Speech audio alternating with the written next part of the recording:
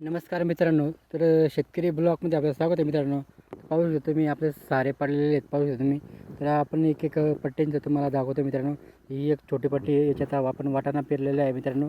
तर आपण वाटाणा पेरलेला आहे. तर त्याचे सारा सगळे बांधून गेलेले आहे, तुम्ही पाहू शकता. ही पूर्ण एक पट्टी आहे.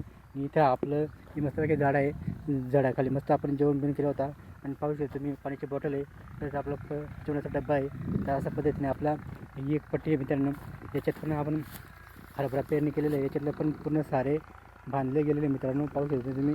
तर असं आपण एक एक पट्टे जे आपण काल बांधले होते ते तिकडच्या साईडचं बांधलं आपण, आणि आजचं हे ते आपण इकडचं बांधलं. आणि तुम्हाला काम कशा पद्धतीने आपण केलेलं आहे ते तुम्हाला दाखवण्याचा प्रयत्न करत आहोत मित्रांनो. ही आपली सारंगी पाहू तुम्ही. ही सारंग आहे, तिथं गेट आहे, समोर गेट आहे. ते गेट चालू केलं तिथून पाणी येतो, इथून डायरेक्ट बारायला जाईल आणि बारा एक तो तोडत आपण इकडे जाऊ पाणी भरत जातं. आणि इकडे पण तसंच मित्रांनो.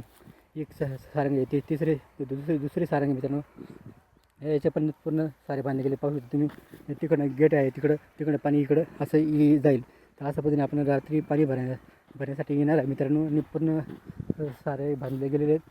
आणि आपल्याला रात्र जेवढं होईल तेवढं आपण पाणी भरण्यासाठी येणार आहे, कारण की आपले गहू असे गहू उगणार आहे, पण आपण त्याला पाणी भरून देणार आहे, जेणेकरून लवकर उगलं पाहिजे या हिशोबाने आपण त्याला पाणी देणार आहोत मित्रांनो. पाहू शकतो तुम्ही.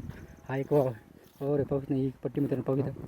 पूर्ण सारंग बिरंग काढून आणि सारे बांधून एकदम ओके झालेले पाहू शकता मित्रांनो. तुम्ही डायरेक्ट दुरून दिसतं आणि तिकडं आपलं पाहू शकता तुम्ही. पाईप आहे ते कॉक आहे, तिथं आपण पाणी वगैरे आपण काढणार. तिथं रात्रीच्या वेळेस आपण पाणी भरणार मित्रांनो. आणि असं पद्धतीने आपलं डोंगरच्या कडेला वावर आहे, पूर्ण वावर आपलं बांधलं गेलेलं आहे मित्रांनो. पाहू शकता तुम्ही.